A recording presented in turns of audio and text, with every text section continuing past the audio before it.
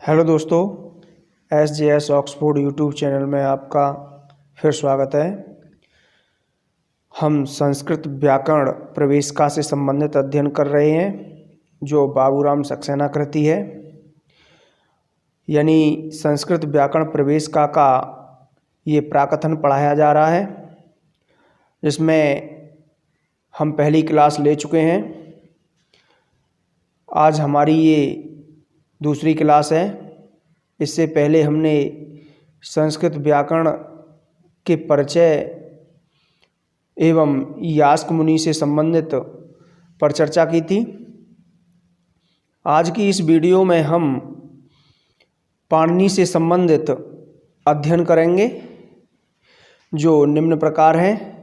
अधिक समय न गवाते हुए चलिए अब हम अपनी क्लास स्टार्ट करते हैं। तो पाणिनि के विषय में हम आज की ये क्लास लेंगे।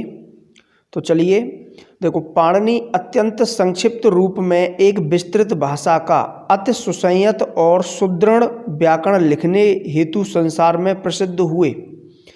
यानी पाणिनि से पूर्व कई आचार्य व्याकरण लिख चुके थे, लेकिन जो पाणिनि को प्रसिद्धि प्राप्त हुई वो पाणिनि की संक्षिप्त रूप में लिखने के कारण।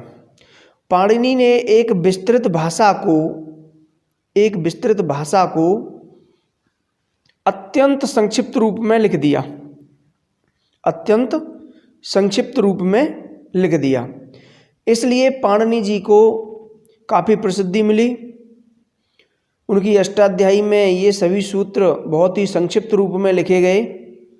इतने संक्षिप्त रूप में लिखे गए कि उनका विस्तार करने के लिए पतंजलि जी ने आगे चल कर के महाभाष्य को लिखना पड़ा।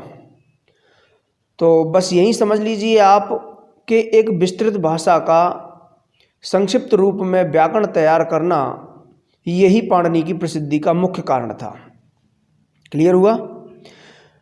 यानी बहुत वाद विवाद के बाद उनके समय के विषय में डॉक्टर वासुदेव शरण अग्रवाल ने पाणिनि का समय 500 BC से 400 BC के मध्य निश्चित किया है।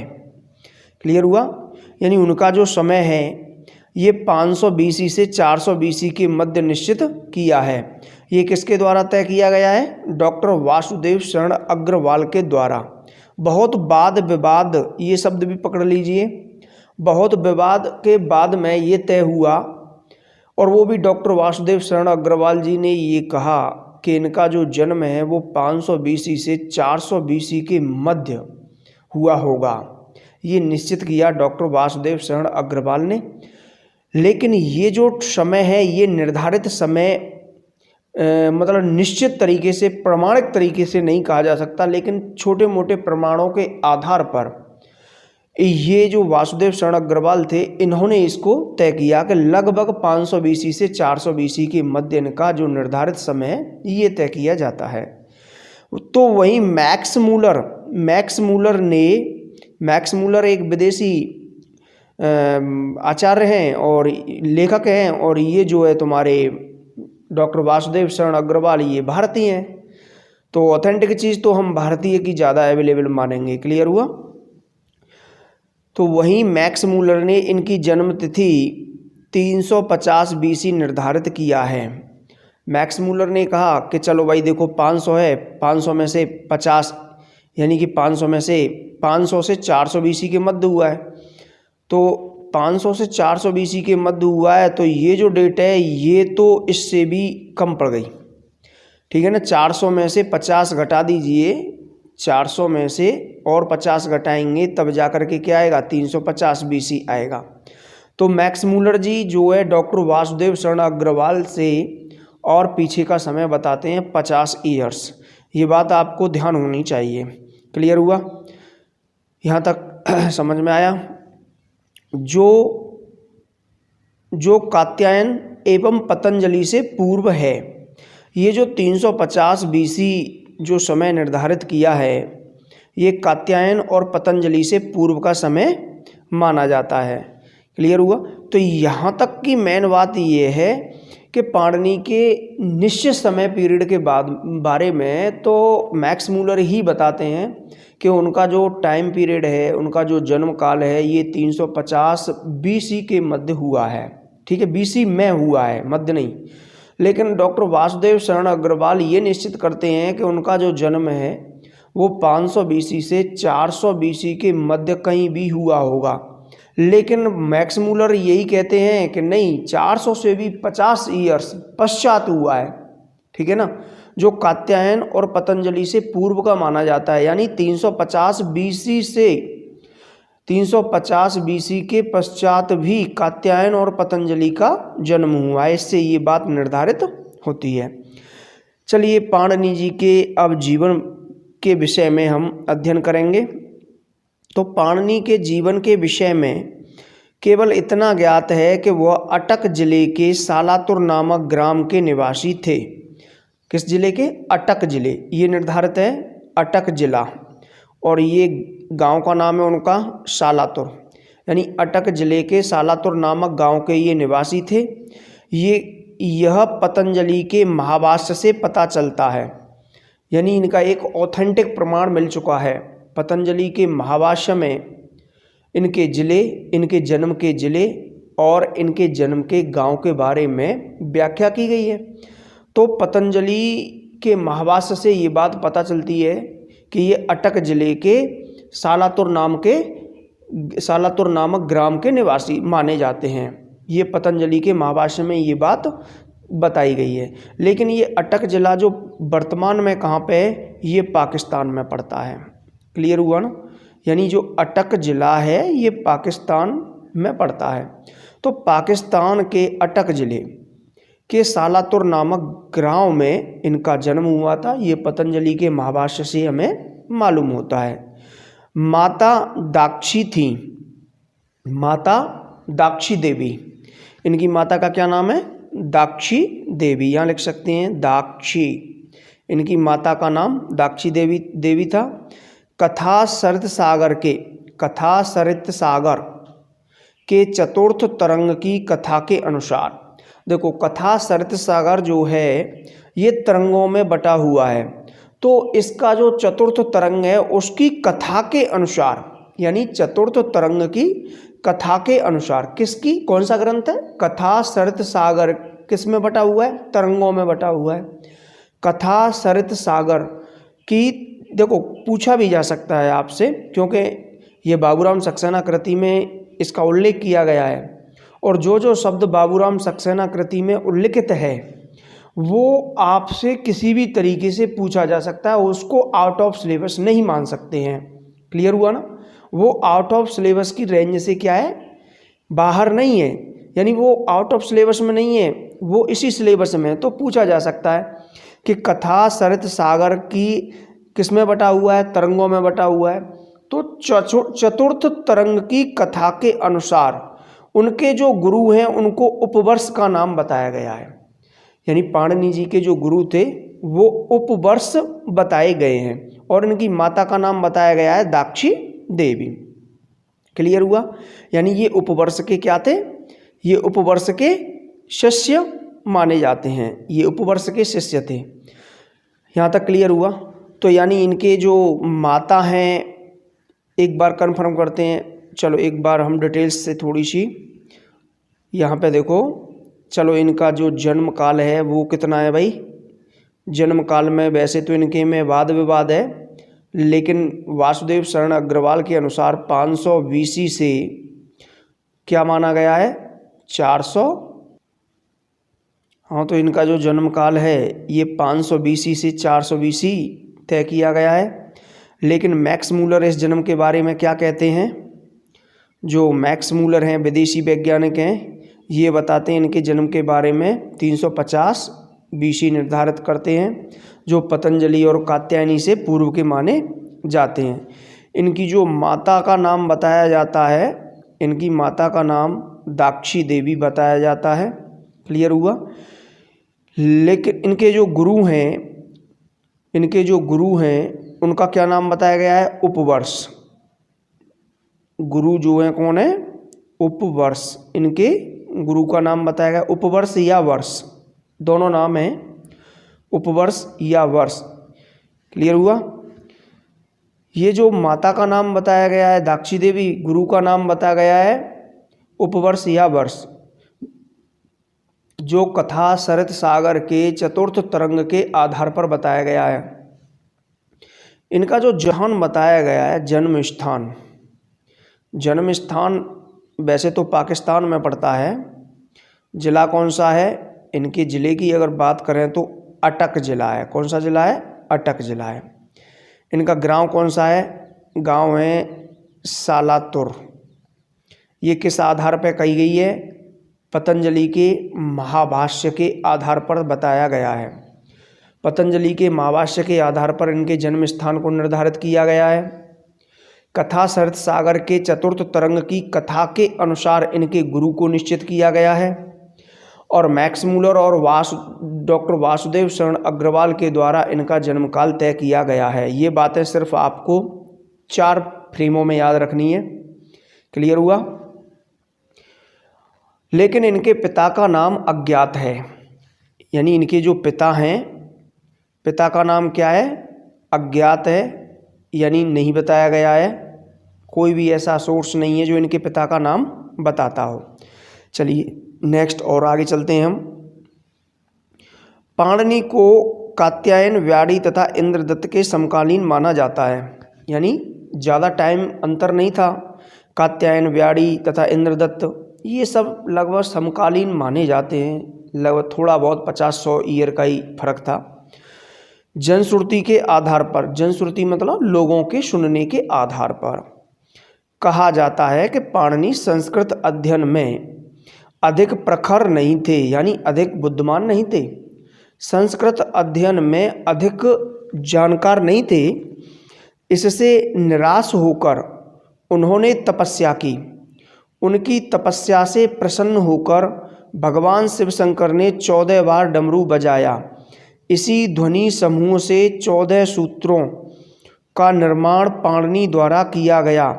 भगवान शिव के डमरू से उत्पन्न होने के कारण इन 14 सूत्रों को माहेश्वरी सूत्र के नाम से जाना जाता है। क्लियर हुआ। यानी एक जनश्रुति के आधार पर बताया जाता है कि पाणिनि संस्कृत में इतने होशियार नहीं थे, यानी प्रखर नहीं थे, बुद्धिमान नहीं थे। वो इस बात से निराश हुए कि मैं संस्कृत पढ़ता हूँ, मेरे दिमाग में नहीं आती है, यानी मैं नहीं सीख रहा हूँ। इस वो निराशा से परेशान हुए और निराश होकर के जंगल में गए, तपस्या करना शुरू कर दिया। उन्होंने तपस्या करना शुरू कर दिया तो तपस्या में भगवान शिव शंकर उपस्थित हुए। भगवान शिव शंकर उपस्थित हुए। अब ये तपस्या में लीन थे। जब तपस्या में लीन थे, लगे हुए थे, तो भगवान शिव शंकर अपने भक्त को ऐसे तो छोड़ के जाने वाले नहीं हैं। उन्होंने कही भाई मैं अगर आया हूँ तो कोई न कोई संकेत इसको दे के जाऊँ। तो इस स्थिति में अपनी उपस्थिति को प्रकट करने के लिए इन्होंने आंखें नहीं खोली, ये तपस्या में लगे रहे। लेकिन भगवान शिव शंकर ने अपनी उपस्थिति को प्रकट करने के लिए वहाँ पर अपना डमरू निकाला। उनके पास एक ही वाद्य यंत्र था। युद्ध में वो चलाते थे त्रिशूल, राक्षसों का वध करने के लिए, और जब प्रसन्न होते थे तो वो तांडव नृत्य करते थे, तो अपना डमरू बजाते थे। तो यहाँ पे उनका भक्त जो है तपस्या कर रहा था, अपनी उपस्थिति को प्रकट करना था। अब उन्होंने उपस्थिति को प्रकट करने के लिए उन्होंने अपना डमरू निकाला और डमरू को बजाया। तो उन्होंने 14 बार डमरू को बजाया। जैसे ही पाणिनि जी को डमरू की आवाज़ 14 बार सुनाई दी, उस ध्वनि समूह को पाणिनि जी ने इस प्रकार व्यवस्थित किया कि उससे संपूर्ण संस्कृत की व्याकरणमाला तैयार हो गई। यानी संस्कृत भाषा की वर्णमाला तैयार हो गई। ठीक, यानी पूरी की पूरी वर्णमाला उन्होंने तैयार कर दी 14 सूत्रों में ही। 14 बार डमरू बजाया, और जैसे ही 14 बार डमरू बजाया तो उन्होंने जो डमरू से ध्वनि निकली, उस ध्वनि को 14 सूत्रों में इस प्रकार व्यवस्थित किया कि संस्कृत भाषा की पूरी वर्णमाला तैयार हो गई, जिसका उपयोग पाणिनि ने करके संपूर्ण व्याकरण लिख दी। और ये 14 जो सूत्र लिखे पाणिनि जी के द्वारा, वो भगवान शिव के यानी महेश के डमरू से उत्पन्न हुए, इसलिए इनको क्या कहा जाता है? माहेश्वरी सूत्र कहा जाता है। देखो ये जो अभी इससे पहले मैंने बताया था कि पाणिनि जी इस संसार में एक विस्तृत भाषा का संक्षिप्त रूप में लिखने के लिए यानी संक्षिप्त रूप में व्याकरण लिखने के लिए प्रसिद्ध हुए। तो उन्होंने इन्हीं माहेश्वरी सूत्रों को आधार बना करके संक्षिप्त व्याकरण लिखी थी। क्लियर हुआ? ये था। तो देखो इन माहेश्वरी सूत्रों की व्युत्पत्ति के विषय में संस्कृत में निम्न प्रकार व्यक्त किया जाता है। यानी इन माहेश्वरी सूत्रों की व्युत्पत्ति के विषय में यानी उत्पत्ति के विषय में संस्कृत भाषा में एक श्लोक भी प्रकट किया गया है, जो इस प्रकार है। नृतावशाने नटराज राजो ननाद ढक्काम नव पंचवारम उद्वर्ति कामा शनकादि सिद्धान एतद्महर्षे शिवसूत्र जालम एतद्महर्षे शिवसूत्र जालम। यानी ये श्लोक दिया है। फिर से एक बार बोलेंगे। नृतावसाने नटराज राजो ननाद ढक्काम नव पंचवारम उद्वर्ति कामा शनकादि सिद्धान एतद्महर्षे शिवसूत्र जालम एतद्महर्षे शिवसूत्र जालम। इसी तरीके से आपको भी याद करना है।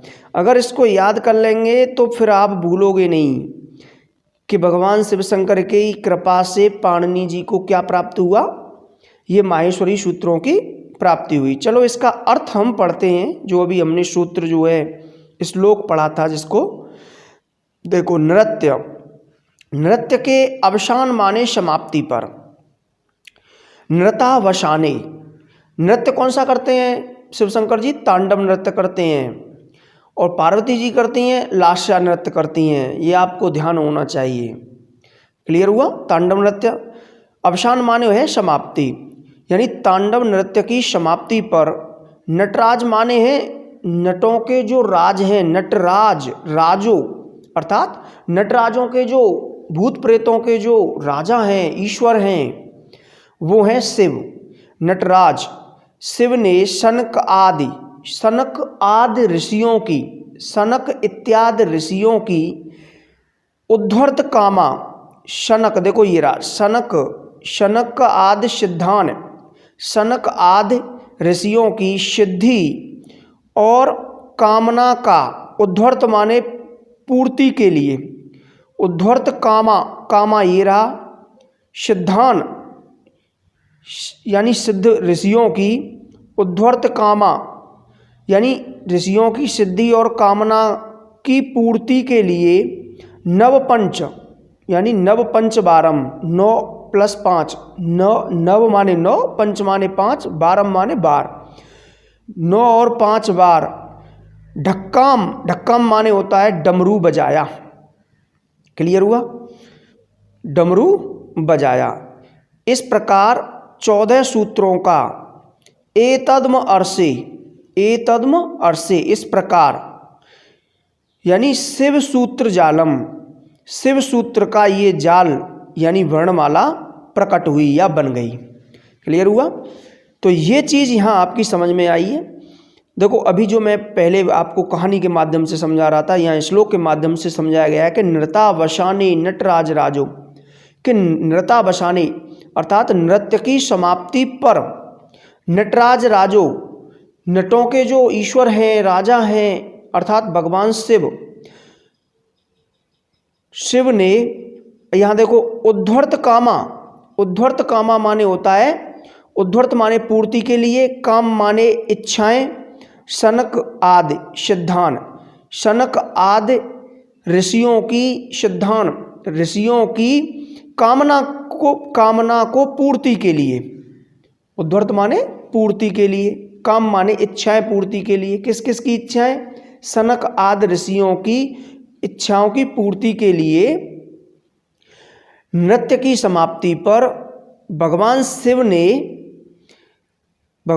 ने नव पंचवारम 9 और 5 यानी 14 बार ढक्काम माने डमरू, ननाद माने बजाया। यानी 9 और 5 बार डमरू को, यानी कि 9 और 5 14 बार डमरू को बजाया। एतद्म अर्षे शिव सूत्र जालम, एतद्म अर्षे माने इस प्रकार, शिव सूत्र जालम ये शिव सूत्र जाल बन गया। ये इसका अर्थ है। मुझे उम्मीद है समझ में आया होगा। चलिए आगे हम बढ़ते हैं। इस प्रकार माहेश्वरी सूत्र की उत्पत्ति भगवान नटराज शिव के द्वारा किए गए तांडव नृत्य से मानी गई है। बिल्कुल ये क्लियर हो गया। पंचतंत्र के एक श्लोक के अनुसार पाणिनि जी का निधन त्रयोदशी के दिन व्याघ्र के द्वारा हुआ था। व्याघ्र माने चीता, बाघ, शेर, ठीक, यानी एक व्याघ्र के द्वारा हुआ था।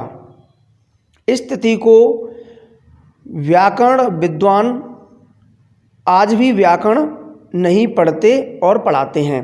यानी उनका जो निधन है कब हुआ? त्रयोदशी को। क्लियर हुआ ना?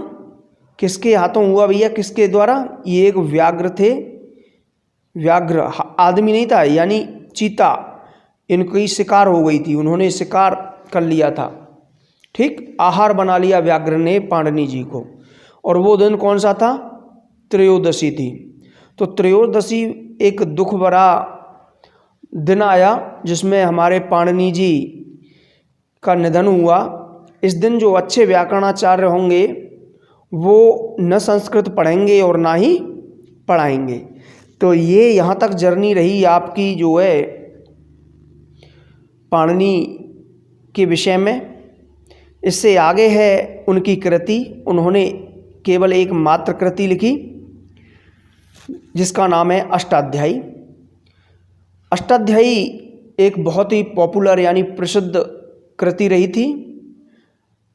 अष्टाध्यायी की रचना के पश्चात जितने भी व्याकरणाचार्य हुए इस अष्टाध्यायी के संप्रदाय के व्याकरणाचार्य माने जाते हैं। लेकिन इस अष्टाध्यायी को लिखने के बाद में, अष्टाध्यायी को लिखने के बाद में पाणिनि जी के पश्चात जो आज हम व्याकरण पढ़ रहे हैं वो त्रिमुनि व्याकरण है, जिसमें पाणिनि के द्वारा जो लिखी गई अष्टाध्यायी है उसको पूर्ण करने में योगदान कात्यायन जी ने दिया। और उसके पश्चात जो है महाभाष्य तैयार किया गया जिसमें बहुत छोटे छोटे सूत्र लिखे गए थे जिनकी जो है व्याख्या नहीं हो पाती थी, बड़ी कठिनाई से उसको पढ़ा जाता था। इसके लिए पतंजलि जी ने महाभाष्य तैयार किया था। तो अष्टाध्यायी तो एक्चुअल में पाणिनि जी की ही है ही, लेकिन इसको पूर्ण, इस जो आज हम ये सांप्रदायिक व्याकरण पढ़ रहे हैं उसको पूर्ण 3 व्याकरणाचार्यों ने किया है। क्लियर हुआ? चलिए हम पाणिनि जी की अष्टाध्यायी के बारे में अब हम अध्ययन करेंगे। तो देखो, प्राचीन काल में संस्कृत व्याकरण के अनेक संप्रदाय प्रचलित थे, बिल्कुल, परंतु पाणिनि रचित अष्टाध्यायी के प्रादुर्भाव ने, उदय ने उन सभी को त्रोहित कर दिया। त्रोहित माने अंधकार में डुबो दिया। यानी पाणिनि जी के द्वारा लिखी गई जो अष्टाध्यायी इतनी प्रसिद्ध हुई कि वो ज़्यादा से ज़्यादा लोग इसी अष्टाध्यायी को ही पढ़ते थे, अन्य व्याकरणों को कम पढ़ते थे। तो इसलिए ये बहुत ज़्यादा प्रसिद्ध हुई। वस्तुतः अष्टाध्यायी संस्कृत व्याकरण का चूड़ांत निदर्शन है। यह त्रिमुनि व्याकरण के नाम से जाना जाता है। त्रिमुनि में पाणिनि, कात्यायन और पतंजलि यथाक्रम से हुए। क्लियर हुआ? यानी ये जो संप्रदाय है अष्टाध्यायी, भाई पहले पाणिनि जी का जन्म हुआ तो पाणिनि जी ने अपनी बुक लिखी अष्टाध्यायी। उस अष्टाध्यायी को पूर्ण किया कात्यायन ने अपनी वार्तिक डाल करके। और देखो, कात्यायन ने वार्तिक डाल करके पूर्ण किया और अष्टाध्यायी को लिखा पाणिनि जी ने, लेकिन इसको अत्यंत संक्षिप्त रूप में लिख दिया था, बहुत छोटे छोटे सूत्रों में लिख दिया था, इसलिए इनका अर्थ समझना काफ़ी टिपिकल था। तो इसके लिए पतंजलि जी ने अपना एक महाभाष्य तैयार किया। तो इस प्रकार ये त्रिमुनि व्याकरण के नाम से जाना जाता है। जो आज हम जिस संप्रदाय व्याकरण को पढ़ रहे हैं, जिस सांप्रदायिक व्याकरण को अगर हम पढ़ रहे हैं आज, तो वो त्रिमुनि व्याकरण बोला जाएगा, न कि पाणिनि की अष्टाध्यायी से हम पढ़ रहे हैं। क्योंकि पाणिनि की अष्टाध्यायी पूर्ण नहीं है, उसको वार्तिक डाल करके कात्यायन ने पूर्ण किया, उनकी व्याख्या करने के लिए पतंजलि ने पूर्ण किया। इसलिए ये त्रिमुनि व्याकरण पढ़ रहे हैं हम आज, केवल अष्टाध्यायी का ही अध्ययन नहीं कर रहे हैं। पाणिनि की इस कृति में 8 अध्याय होने के कारण इसे अष्टाध्यायी कहा गया। नाम से ही मालूम है कि इसमें 8 अध्याय हैं, अष्टाध्यायी है। प्रत्येक अध्याय में 4 पाद हैं। इस प्रकार 8 × 4 = 32 पाद हुए। 8 × 4 = 32 पाद, यानी टोटल एक अध्याय में 4 पाद हैं, तो 8 अध्याय, 8 × 4 = 32। इस कृति में 3951 सूत्र, लगभग 4000 सूत्रों की रचना पाणिनि जी द्वारा की गई है। 4000 सूत्र लगभग, 3951 बोलो या फिर दोनों याद रखने हैं आपको। 3951 लगभग पूछे जा सकते हैं, लगभग में आएगा तो 4000 के आसपास हैं। 3900 नियरेस्ट संख्या है। 3951 या 4000 सूत्रों की रचना पाणिनि जी द्वारा की गई है। केवल 5 सूत्रों को छोड़ करके, देखो 4000 सूत्र तो पाणिनि जी द्वारा लिखे गए, लेकिन इसमें वार्तिक भी तो डाले, बहुत सारे वार्तिक डाले कात्यायन जी ने। उसके बाद में महाभाष्य लिखा। तो ये केवल 4000 सूत्र तो पाणिनि जी ने लिखे थे अपनी अष्टाध्यायी में, और जो वार्तिक हैं वो अलग हैं। वार्तिक जो डाले हैं तो इस लगभग जब 4000 सूत्र पाणिनि जी डाल रहे हैं तो 1500 तो कात्यायन भी डाल देंगे, ये चीज़ है। तो केवल 5 सूत्रों को छोड़कर शेष सूत्रों का मूल रूप सौभाग्यवश पंडितों द्वारा सुरक्षित चला आ रहा है। केवल 3951 में से केवल 5 सूत्र ही ऐसे हैं जो विलीन हो चुके हैं। बाकी के जो सूत्र पाणिनि जी द्वारा अष्टाध्यायी में लिखे गए थे वो जैसे हैं वैसे ही चले आ रहे हैं, सुरक्षित है वो भाग। अब देखिए अष्टाध्यायी का अध्यायवार विवरण, थोड़ा ऊपर करेंगे। अष्टाध्यायी का अध्यायवार विवरण, तो देखो अष्टाध्यायी का जो अध्यायवार विवरण है वो इस प्रकार है। यानी प्रथम अध्याय में संज्ञाओं तथा परिभाषाओं का उल्लेख किया गया है। संज्ञाओं तथा परिभाषाओं का प्रथम अध्याय में। द्वितीय और तृतीय अध्याय में समास की विवेचना एवं कारकों की व्याख्या की गई है। यानी कारकों की व्याख्या की गई है और समास की विवेचना दूसरे और तृतीय में। तथा 8वें अध्याय में कृदंत प्रकरण बताया गया है। 8वें अध्याय में कृदंत प्रकरण। चौथे और 5वें अध्याय में तद्धित प्रकरण बताया गया है। 6वें और 7वें अध्याय में तिंग सुप प्रत्ययों से संबंधित प्रक्रिया की विवेचना की गई है। तिंग और सुप, इनकी जो है प्रक्रिया बताई गई है। 8वें अध्याय में जो अंतिम अध्याय है संधि से संबंधित चर्चा की गई है, यानी संधि प्रकरण बताया गया है। तो पाणिनि जी की जो अष्टाध्यायी थी उसका अध्यायवार विवरण इस प्रकार है। क्लियर हुआ ना?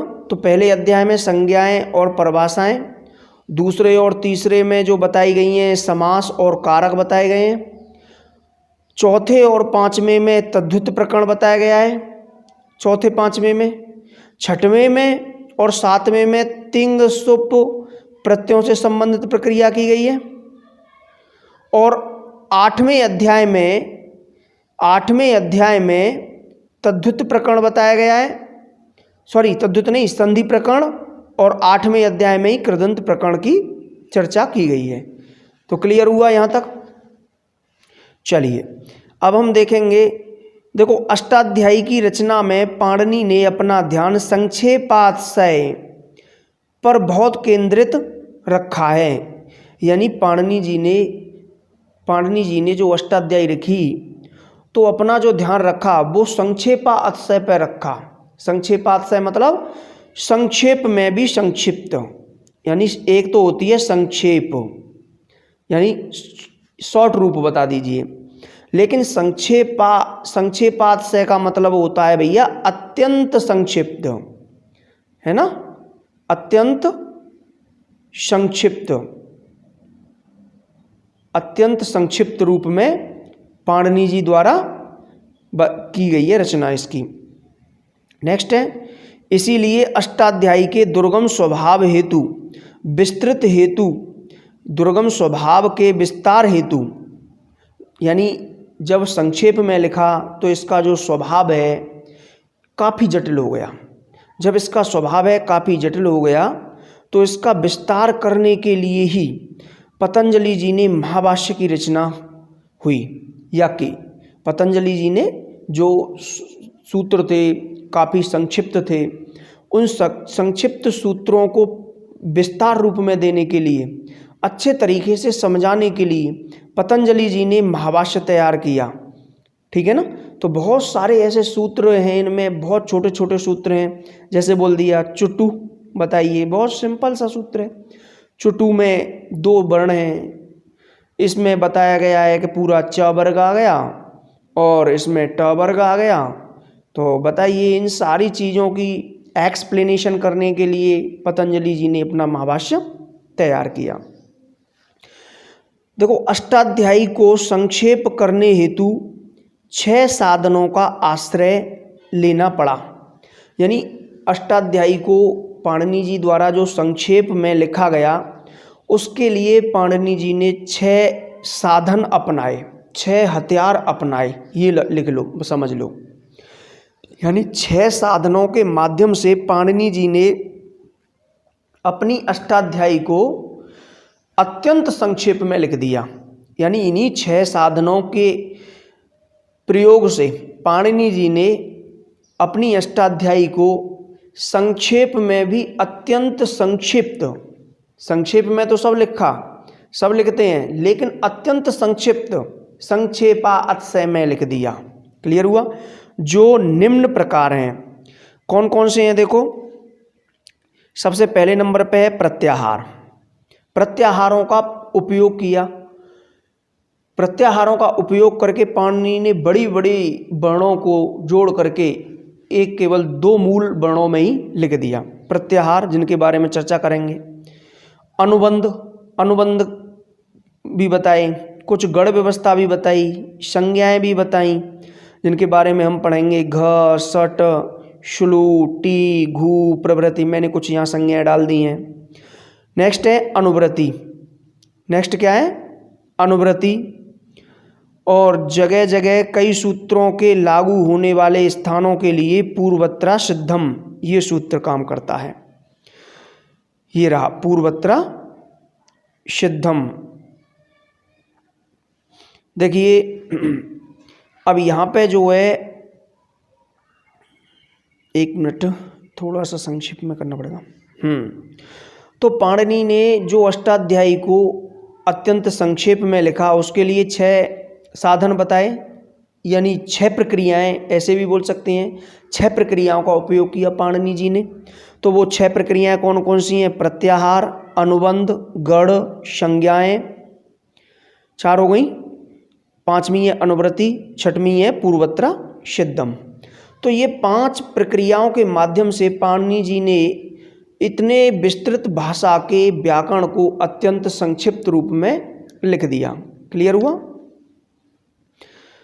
तो ये है हमारी जो है पाणिनि जी के जो 6 साधन हैं, इनका हम बारी बारी से क्रमवार अध्ययन करेंगे। लेकिन आज के लिए हमारी क्लास यहीं विराम लेती है। तो हम इससे नेक्स्ट क्लास में हम प्रत्याहार पढ़ाएंगे। तत्पश्चात उसके बाद में अनुबंध बताया जाएगा। अनुबंध के बाद में फिर गढ़ व्यवस्था बताई जाएगी, संज्ञाएं बताई जाएंगी, अनुवृत्तियां बताई जाएंगी। पूर्वत्र सिद्धम बताए जाएंगे। यानी पाणिनि जी ने जिन 6 साधनों का, जिन 6 प्रक्रियाओं का उपयोग करके संस्कृत व्याकरण को तैयार किया, उन 6 साधनों को आपको पहले समझाया जाएगा, क्योंकि जब तक हम इन 6 मूल साधनों को नहीं पढ़ेंगे तब तक हम पाणिनि की दुर्गम स्वभाव वाली अष्टाध्यायी से तैयार त्रिमुनि व्याकरण को नहीं पढ़ सकते हैं। तो पहले हमें ये 6 साधन पढ़ने होंगे। तो पहला हमारा जो साधन होगा अगली क्लास में, ये है प्रत्याहार। क्लियर हुआ? तो आज हम अपनी वाणी को यहीं विराम देते हैं। तब तक के लिए धन्यवाद।